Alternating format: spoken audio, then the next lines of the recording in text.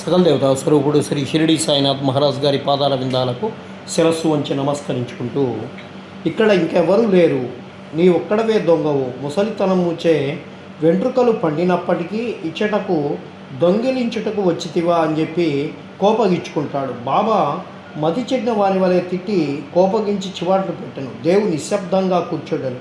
దేవు తాను సటకా దెబ్బలు కూడా తిన్నోయేమో అనుకున్నాను. 1 గంట తరువాత బాబా అతన్ని వాడాకు వెళ్ళుమని దేవు అచ్చటికి జరిగినదంతయు జోక్కు బలరామునకు తెలియజేశాడు.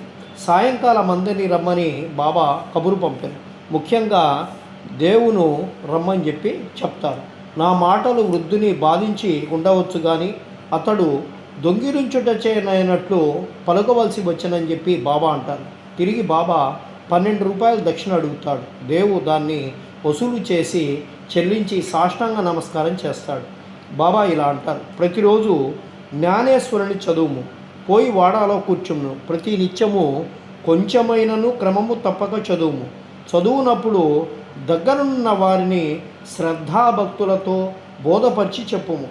నేను నీకు జల్తాలు సెల్లానిచ్చుటకు ఇచ్చటకు కూర్చొని ఉన్నాను.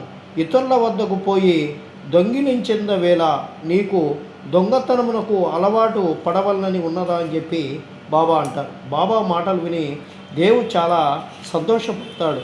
బాబా తనను జ్ఞానేశ్వరిని ప్రారంభించమని ఆజ్ఞాపించనని, తుదకు కావలసినదేదో అతనికి దొరికినని, అప్పటి నుంచి తాను సులభంగా చదవగలనని అనుకుంటాడు. తిరిగి బాబా పాదాలకు సాష్టాంగ నమస్కారం వచ్చి తాను శరణు వేడుతాడు. కనుక తనను బిడ్డగా నుంచి జ్ఞానేశ్వరి చదువుటలో తోడ్పడవలసిందని చెప్పి బాబాను వేడుకుంటాడు.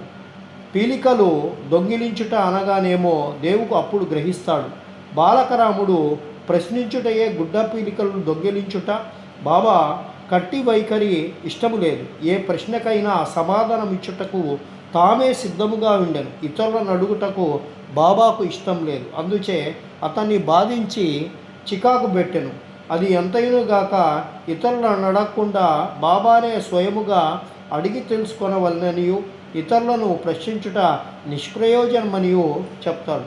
దేవు ఆ తిట్లను ఆశీర్వాదాలుగా భావించి సంతుష్టితో ఇంటికి వెళ్తాడు. ఆ సంగతి ఎంతటిలో సమాప్తి కాలేదు. బాబా చదువుమని ఆజ్ఞాపించి ఊరుకోలేదు. 1 సంవత్సరము లోపుగా బాబా దేవ్ వద్దకు వెళ్ళి వారి అభివృద్ధి కనుగొంటాడు. 1914 సంవత్సరంలో ఏప్రిల్ నెల 2వ తేదీ గురువారం ఉదయము బాబా స్వప్నంలో సాక్షాత్కరించి పై అంతస్తులో కూర్చోండి, జ్ఞానేశ్వరి బోధపడుచున్నదా లేదా అని చెప్పి అడుగుతారు. అడిగితే లేదు అని చెప్పి జవాబు చెప్తారు. బాబా ఇంకా ఎప్పుడు తెలుసుకుందవు, దేవు కండు తడిపెట్టుకొని నీ కృపను వర్షింపనిదే పారాయణము చికాకుగా ఉన్నది, బోధపడట చాలా కష్టంగా ఉన్నది, నేను దీన్ని నిశ్చయంగా చెప్పుచున్నాను అని చెప్పి అంటారు. అప్పుడు బాబా ఇలా అంటారు, చదువునప్పుడు నీవు తొందరపడుచున్నావు, నా ముందర చదువు, నా సమక్షణ చదువుమంటారు. దేవు ఏమి చదువువల్లు అంటారు.